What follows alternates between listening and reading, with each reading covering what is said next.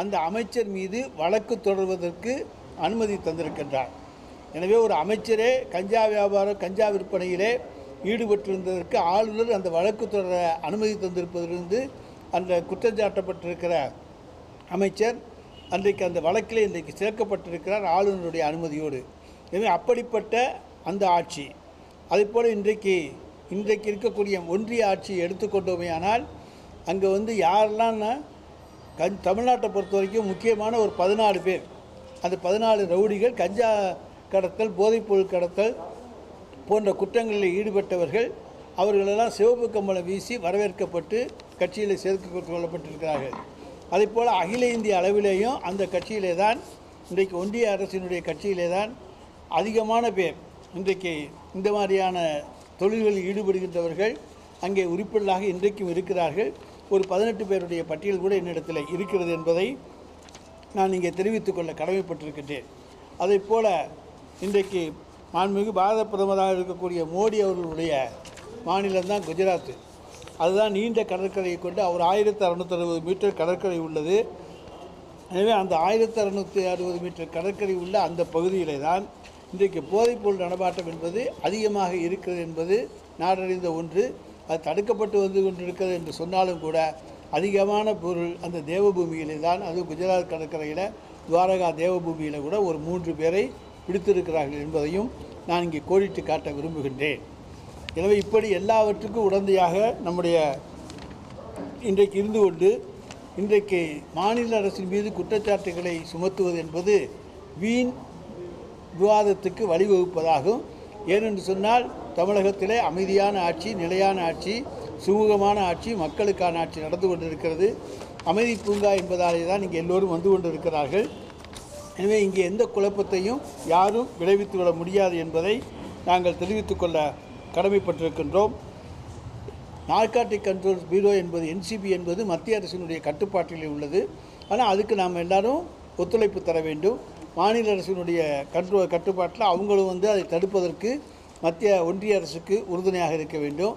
டெல்லியை பொறுத்த வரைக்கும் NCBயும் டெல்லி ஒன்றிய அரசிடம் தான் இருக்குது. மாநில அரசுக்கிட்ட அங்கே டெல்லி மாநில அரசிடமிருந்து போலீஸ் அதிகாரம் கிடையாது. அங்கே இருக்கக்கூடியது NCB முழுக்க ஒன்றிய அரசினுடைய கட்டுப்பாட்டில் தான் இருக்கிறது. என்ன மாநில அரசு ஒத்துழைப்பு. ஆனால் இந்தியா முழுவதும் போதைப்பொருள் நடமாட்டம் அதிகரிப்பதற்கு யார் பொறுப்பு? அதுக்கு மற்றவர் மீது பழி போடுவதற்கு பெயர் மோடி ஃபார்முலாவா என்பதை நாங்கள் கேட்க விரும்புகின்றோம். ஏன்னா வீணா இந்தியா பூரா இன்றைக்கு இருக்குது. அது ஆந்திரா, தெலுங்கானா, ஒரிசா, அதே போல் வடகிழக்கு மாநிலங்கள் போன்றவற்றிலெல்லாம் அவை பயிர் செய்யப்படுகின்றன என்கின்ற தகவல்கள் இருக்கின்றன.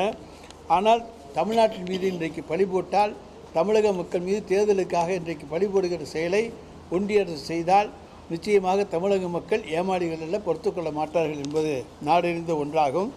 அதேபோல் 26,000 கோடி ரூபாய் மதிப்பில் இருக்கக்கூடிய ஹெராயின் போன்ற பொருள்கள் எல்லாம் நம்ம குஜராத்தில் இருக்கக்கூடிய கடற்கரை, அது ரயில்வே நிலையம், விமான நிலையம், துறைமுகங்கள் இவற்றையெல்லாம் நம்ம தனியாருக்கு தாரை வார்த்து விட்டோம். அரசாங்கத்தினுடைய பணத்திலே இந்த துறைமுகங்கள்லாம் இன்றைக்கு விரிவாக்கப்படுகின்றன, நவீனமயமாக்கப்படுகின்றன. அவையெல்லாம் தனியாருக்கு தாரை வார்க்கப்பட்டு விட்டால் கட்டுப்பாடு யார் இடத்தில் இருக்கும்? தனியார் இடத்துல தானே இருக்கும். எனவே தான் தனியார் மையத்தை எதிர்க்கின்றோம். ஏர் இந்தியா அரசாங்கம் அன்றைக்கு டாடா கம்பெனியிலேருந்து அவங்க வாங்கினாங்க, அன்றைய அரசு வாங்கியது. ஆனால் இன்றைய அரசு அவங்களுக்கே அது திருப்பி கொடுக்குது. இதற்கு பெயர் மோடி ஃபார்முலாவா அல்லது மோடி அரசியலா, மோடி இசமா என்பது அவர்கள் தான் விளக்க வேண்டும். எனவே இப்படிப்பட்ட சூழ்நிலைகளாக இன்றைக்கு நடந்து கொண்டிருக்கின்றன. எனவே தான் இதையெல்லாம் மக்களுக்கு விளக்க வேண்டும் என்பதற்காக இந்த வழக்குகளை பொறுத்த வரைக்கும் யாருக்கும் விவரம் வேண்டுமென்றால் நாங்கள் சொல்வதற்கு தயாராக இருக்கிறோம். 2019 11,418 கிலோ கஞ்சா பறிமுதல் செய்யப்பட்டது. 20 15,144 கிலோ, 21 20,431, 22 28,381 கிலோ, 23 23,364 கிலோ கஞ்சா பறிமுதல் செய்யப்பட்டிருக்கிறது. இதை வழக்கு விவரத்தை பற்றி சொல்ல வேண்டும் என்று சொன்னால், நாங்கள் 2022 2016 வழக்குகள் போடப்பட்ட, அதாவது அந்த விசாரணைக்கு வந்த வழக்குகள், பழைய வழக்கெல்லாம் இருக்குது. அன்றைக்கு வந்த வழக்குகள் 2,416, அதில் 1916 வழக்குகள் 80% தண்டனை பெற்றிருக்கின்றன. 498 வழக்குகள் விடுதலையாக இருக்கின்றன. 2023 பொறுத்த வரைக்கும் 3567 வழக்குகள் விசாரணைக்கு எடுக்கப்பட்டன. அதில் 2988 வழக்குகளுக்கு தண்டனை பெற்று தரப்பட்டிருக்கிறது, கன்விக்ஷன். அதே போல் வெறும் 579 விடுதலை, அதுவும் 84% கன்விக்ஷன் ரேஷியோ. எனவே அரசாங்கத்தை பொறுத்த வரைக்கும் தடை செய்வதிலேயும் அவர்களுக்கு தண்டனை பெற்று தருவதிலேயும் எந்த விதமான தயக்கமும் மாண்புமிகு தமிழ்நாடு முதலமைச்சருடைய அரசு காட்டுவது கிடையாது. ஏனென்று சொன்னால் வருங்கால சந்ததியினுடைய வாழ்வை போதைப்பொருள் பாழாக்கிவிடும் என்பதற்காக அது தடுக்கப்பட வேண்டும் என்பதிலே முழு கவனத்தையும் செலுத்தி முழு சக்தியையும் செலுத்தி மாண்புமிகு தமிழ்நாடு முதலமைச்சருடைய அரசு, மாண்புமிகு தமிழ்நாடு முதலமைச்சர் அவர்கள் செயல்பட்டு கொண்டிருக்கிறார்கள் என்பதை நான் இங்கே தெரிவித்துக் கொள்ள கடமைப்பட்டிருக்கின்றேன்.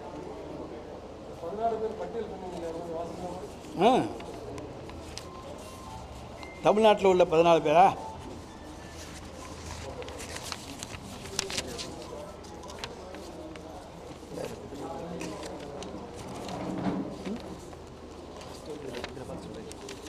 சொல்லுங்க.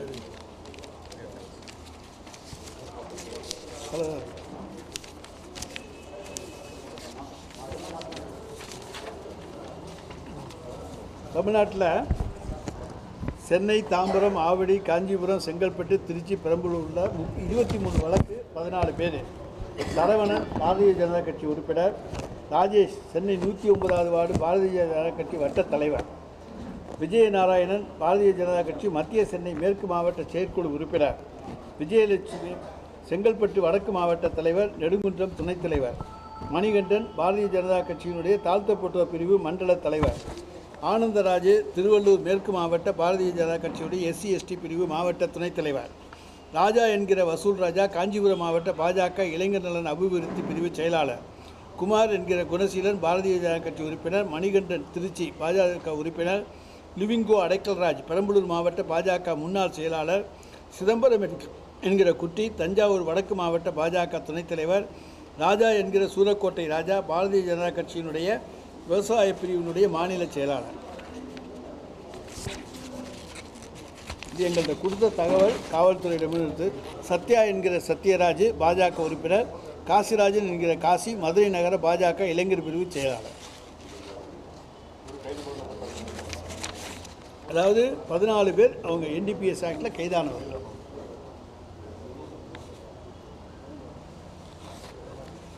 வேறு யாருக்கு எதுவும் கேட்கணும்னா கேள்வி.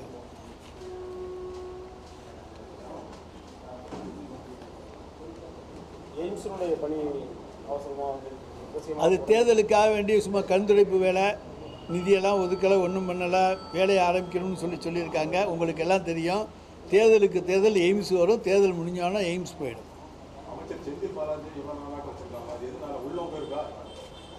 அது ஒரு பழிவாங்கும் படத்தினுடைய உச்சகட்டம்னு சொல்ல நம்மளால் முடியும். ஆனால் நீதிமன்றத்தின் மூலமாக அவர் இன்றைக்கு அங்கே அவருக்கு ஜாமீன் மறுக்கப்படுகின்ற காரணத்தால் அதை பற்றி வேறு ஒன்றும் சொல்ல முடியாது. ஆனால் நிச்சயமாக அவர் மீது குற்றச்சாட்டு தாக்கல் செய்யப்பட்ட உடனேயே அவர் பிணையில் வந்து விடுவார் என்று எதிர்பார்த்தோம்.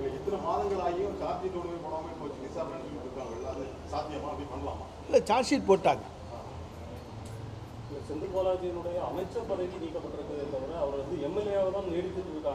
எம்எல்ஏ நீடிக்கலாம்.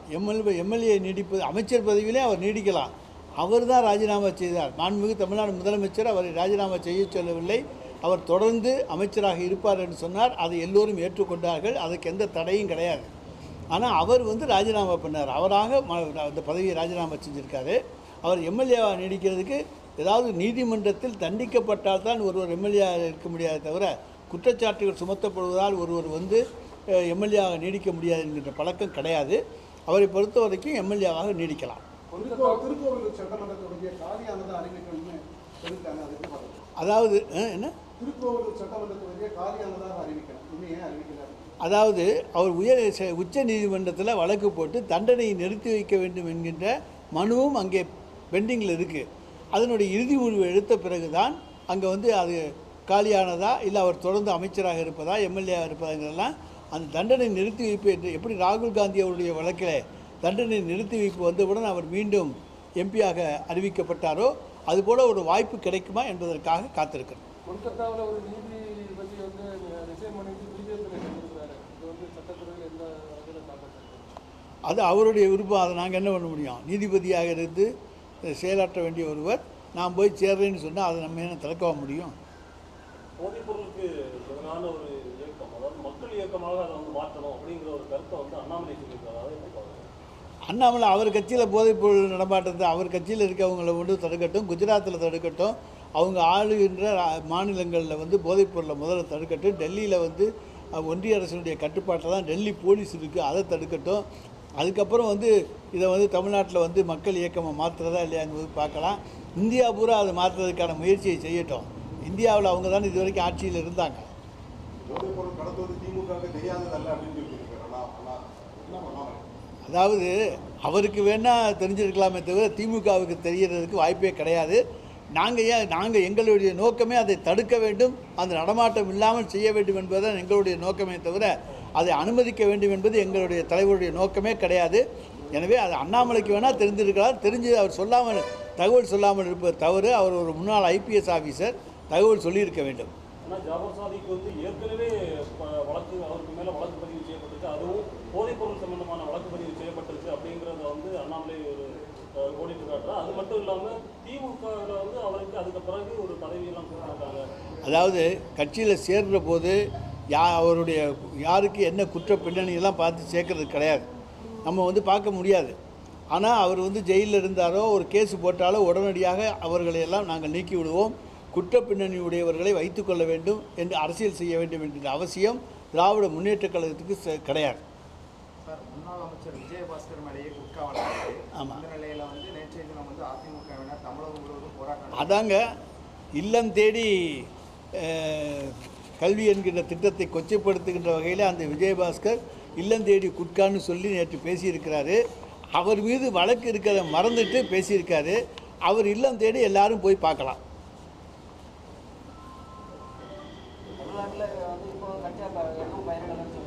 தமிழ்நாட்டில் இது எது 10 வருஷத்துக்கு முன்னால் பயிரிடப்பட்ட டேட்டாவில் நாங்கள் வாங்கிக்கல. இன்றைய நிலையில் கஞ்சா பயிரிடாத மாநிலம் தமிழ்நாடு. கன்னியாகுமரி மாவட்டத்தில் ஒரு சட்டக்கல்லூரி வேணும் அப்படின்னு சொல்லி தொடர்ச்சியாக அது வந்து சட்டமன்றம் வர்றபோது மாண்புமிகு முதலமைச்சர் அவர்கள் அதை பற்றி முடிவு செய்வாங்க. அதை பற்றி பார்த்துக்கலாம். வேறு எதுவும் கிடையாதுல்ல. உடனுக்குடன் செய்திகளை தெரிந்து கொள்ள சன் நியூஸ் பெல் ஐகானை கிளிக் பண்ணுங்க.